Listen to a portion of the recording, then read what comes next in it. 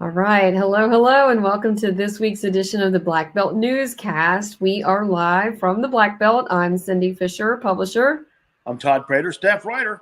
Yeah, so I'm in Marengo County right now. I'm in Dallas County. Yeah, he's at the headquarters at our office in Selma on Broad Street. Yeah. And we are in and out of that place. Yeah, it's a great location. It is. Always busy, though.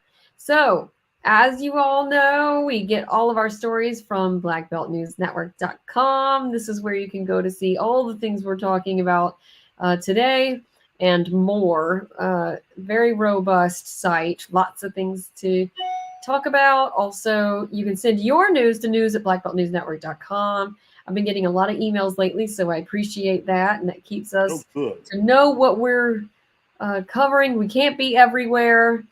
If you want to be a reporter for us, if you want to be a documenter, is what I call it, and go to some of these meetings for us, take some video and listen in and turn in stories. We do pay for that, so send me some information about you. And also sign up for our daily newsletter. This comes out at 3 o'clock every day. If you go to blackbeltnewsnetwork.com, it'll ask you within the first 3 seconds. So just put it in your email. It is free. We don't charge for our coverage. No. We are one of those that we love doing what we're doing, and we are tax deductible now, like as a nonprofit, on our way to becoming a nonprofit. So you can donate to us and help us afford to do this for the Black Belt. All right. It's something we love to do, so we really want to be able to do it. And that's what we need, is get you to donate and help us and sponsor us and whatnot. All right. So our first story, Terry Sewell was here yesterday in Selma. Yes, she was. She was in Selma. Well, first of all, she held a little press conference in the city council chambers at City Hall, where she presented a check for $1.66 million for infrastructure repair. And, of course, the mayor, Billy Young, and the senator and some of the council people were there. And Mayor Perkins said that this money is going for sidewalks, lighting. Actually, Danielle clarified that and said, Danielle Wooten said that a lot of this money is going to help. There's 7 streets that have not yet been chosen. They're going to reach out to the community to find out what streets need it the most. So be listening for that. That's coming up. But this is part of helping the city be safer. You remember we had the Mr. Lacey who was killed recently, and then we're talking about safety in the city. This money is going to go help for that. She then, Terry Sewell did, went to Rural Health Medical Clinic, where she gave $600,000 to the Rural Health Program for mental health and drug abuse, to fight mental health issues and drug abuse. She spoke with, that's of course, Cachet Dozier-Smith standing next to her, who is the director of Rural Health. And she said that this money is going to be spread throughout the counties that they serve. And in our viewing area, that would be Wilcox, Dallas, Marengo, Perry counties. Did I leave any out, Cindy? It's most of our coverage area. Well, they cover the whole 7th the 7th congressional district, plus 1 or 2 extra counties like Monroe and another. But they cover all the counties that we cover. And so this will be helping from Marengo all the way to Dallas and south as well, to help fight mental issues, especially opioid addiction and things like this. They said specifically the opioid crisis is something they really want to focus on with that money. Oh, that's great. And yeah, that is great. Glad she was here in her hometown for a day.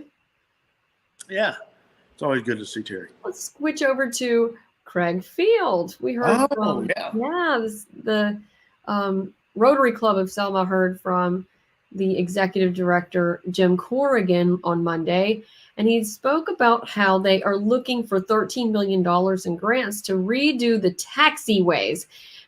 We have a 8,000-foot runway, which is really huge and really awesome. However, the taxiways can't handle the pressure of the large planes that an 8,000-foot runway can handle. So they are working on the funds to redo and already redoing a lot of the taxiways, being that they would like to bring in more economic development. And Craigfield actually has a lot of industrial around it, including FEMA stores a lot of things there. That's Seoniwa, which is a Korean plant that has been here a while, and it has, I think, 200 that employed there. So the taxiways will help bring in other industries that will look favorably at an airport for where they would want, and distribution. He also talked a little bit about CSX and how they will be taking over the rail lines that has been Meridian and Bigby. And the concern with that is that they don't maintain the spurs. And we actually have a spur in Selma, Dallas County that is kind of rare. And so he is looking at ways to keep that open, even though it will be more expensive and CSX won't maintain it. So this, go check out my story. We will put that up on blackbeltnewsnetwork.com to get more information about Craigfield. It's a real important element. We actually have airports in Demopolis. Wilcox County has one. Vaden Field and Marion. So we're riddled. We have them all over the Black Belt. But this one is our biggest one. A lot of the hangars are located in Selma. The gas and the fuel is located in Selma, although Vaden, I believe, has it now too. Anyway, Selma very just recently important. became a control field too. Remember, about a year ago, we did the story about the tower being put out there. So they're really ramping up for business to come in. I got to grab this from my dog. He's trying to eat a very important part. Okay. Oh no. I know. This is what happens when you do this with your dog in the room. All right. So let's move over to the food bank. Selma Area Food Bank has been helping hurricane victims. What are they working on? Well, I spoke with Jeff Harrison yesterday, and this interview is going to be up in its entirety, like real soon. I'm going to finish it this afternoon. But Jeff was telling me that they are collecting food not only for the folks in the area that they serve in the Black Belt that need it on a daily basis and on a weekly basis, but they're also collecting food and shipping it to some of the folks in need in the Carolinas and Georgia, Tennessee, and even down in Florida, who've been affected by the 2 severe hurricanes that have moved through recently. He was at Dave's for the ribbon cutting, and I was asking him, he said he was collecting for the hurricane victims, and I thought, wow, we need to go and talk about this. He is asking for help. So please, if you can manage to send some food out to the food bank, which of course is located at Craigfield, and they're needing it right now. Monetary donations. Like I say, that interview is going to be up in its entirety, so you can hear all the details. But they're actually going to be shipping out. I believe he said next week. Next week they're going to load up a truck, and they're hooking up with different churches that have a network already established, so that when they get up there, all the supplies go to a church. He says the churches and the people in the church know who needs what and can then distribute it as needed, so that they know that the folks are actually getting the help that you donate. So that's a neat connection to Selma. People here in Dallas County and in the Black Belt and Marengo County and all over are helping the folks in the Carolinas, in Georgia, Tennessee, and Florida that have been hit so hard. And, it wasn't long ago that we here in the Black Belt had similar. So we're kind of we've paying had it forward. one storm after another, haven't we?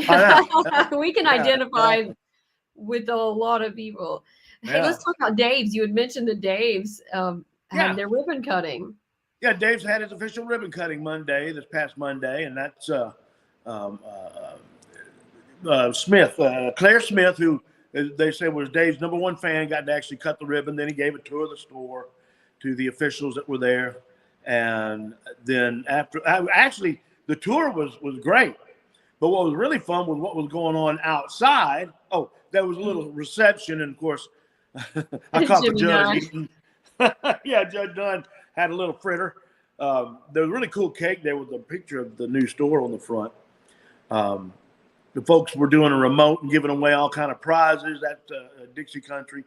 Ziegler was there giving away hot dogs. Dave had hot dogs for free for everybody. Boy, were they good. I wasn't supposed to have them, but I did. And then there was other food trucks and other things going on. So anyway, it was just a big celebration for the new store. And it was a lot of fun. And hopefully you got to go out there and enjoy it. So. Yes, and we're hearing a lot of good comments from folks around town that are excited about having another option besides a local option besides a Walmart. That's exactly right. Groceries are a tough business, though. Man, I tell you what, yeah. Hey, let's switch over to the animal shelter. Oh, good things happening out at the animal shelter. Finally, some positive news. One of the things that Hawatha McGee has done since she took Hawatha McGee is our code enforcement director. But she's also been tasked with being the director of the animal shelter. She's come in and cleaned it up really well, and she has declared it a no-kill shelter. She said that unless the dogs are so ill, or the cats, are so ill they can't be made to heal, made well, they can't be vetted, Otherwise, they're finding homes for these puppies and kittens. They had a reception this past Monday, and lots of the officials and the staff there with some cute those dogs and cats. Cindy, one of my problems is when I go there, I want to take all those babies home. I know. They just look at you with those eyes. I know. But I tell you another thing. They've got some really cool events coming up. October 22nd is going to be Walk a Dog. They're asking folks to come and walk a dog at Block Park, 11 a.m. You get just to come and interact with some of the puppies. There's going to be Coffee with a Pup November 4th. Where you'll come and have a cup of coffee at the shelter with some of the puppies.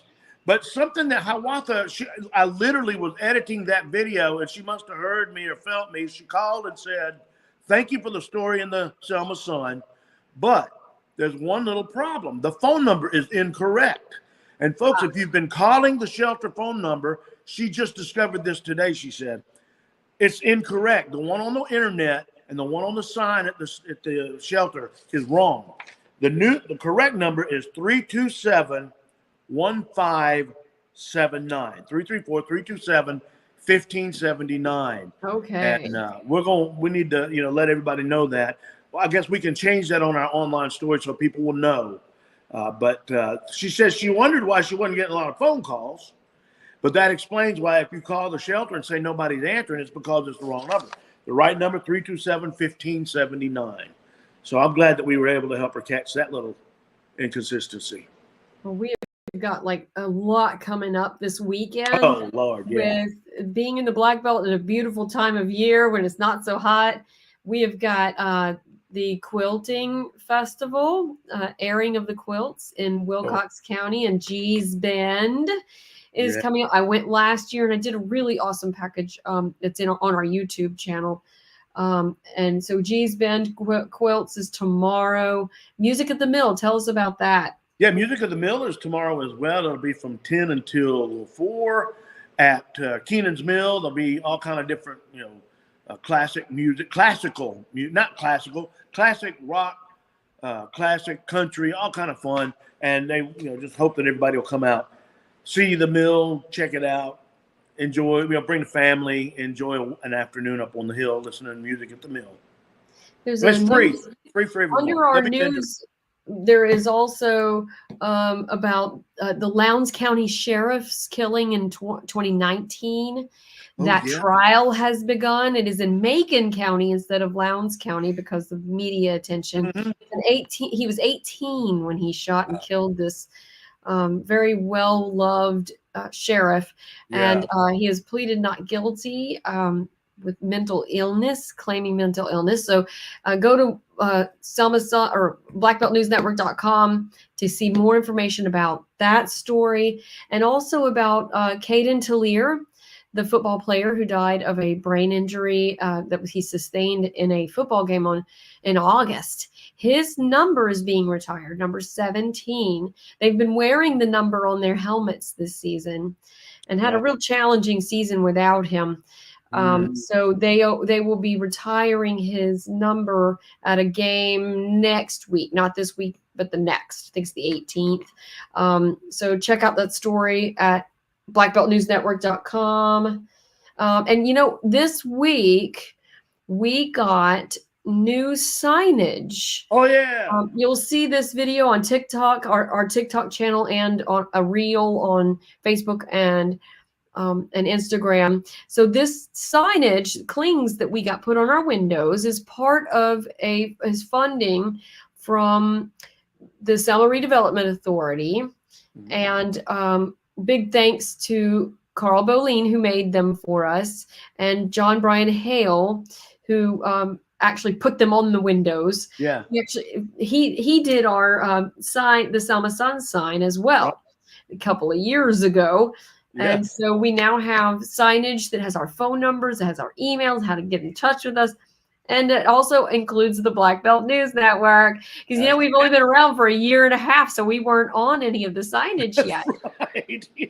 So it is great to include that. A lot of people don't ask me anymore if we're connected. I think that's good.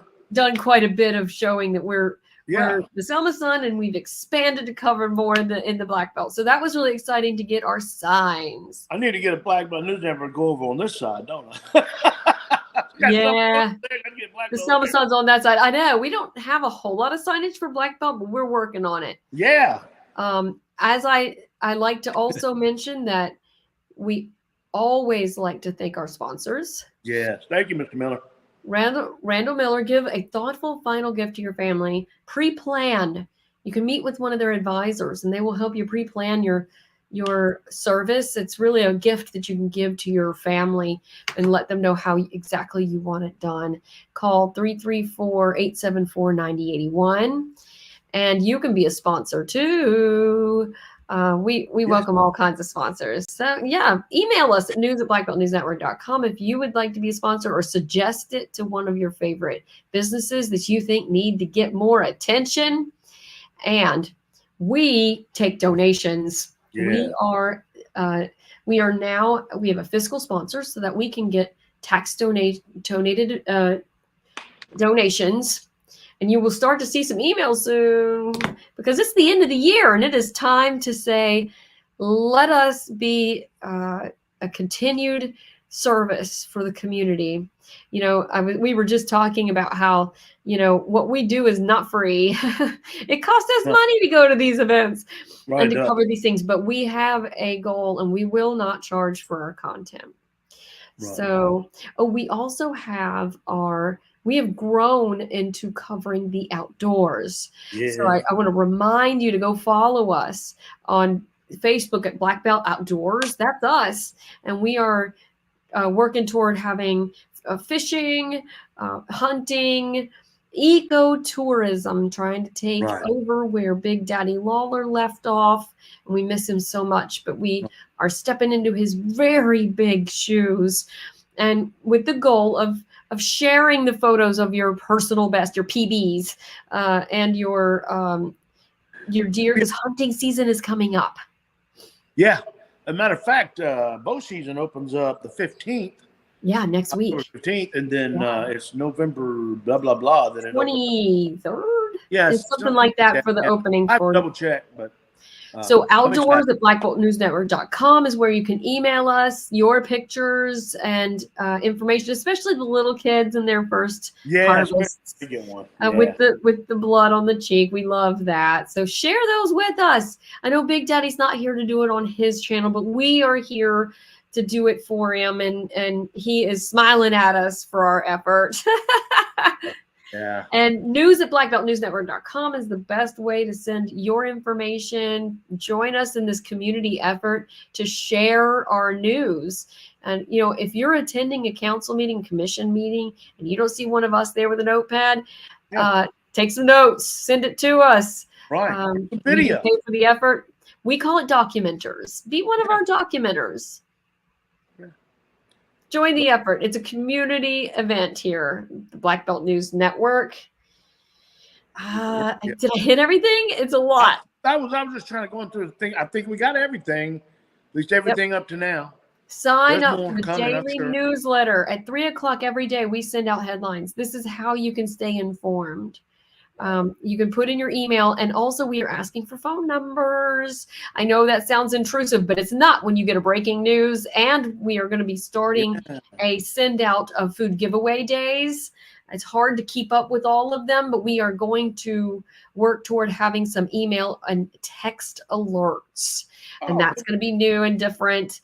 So when you sign up for our daily newsletter, you can also include your phone number, and that'll be a new way for you to find out what's going on and stay informed. No one else is doing it like we're doing it here in the Black Belt. So stay with us. We're doing it. And that's it for today. Yeah, we got everything covered. We've got football tonight. So I'm going to compile the scores every night, every Friday night. It'll be up probably by 11, maybe midnight, something like that. So check us out tonight and get the latest scores for all the Black Belt football. This is a fun time of year for that. Yeah. And we will see you guys next week. Have a good weekend. Be careful. See you at Music at the Mill.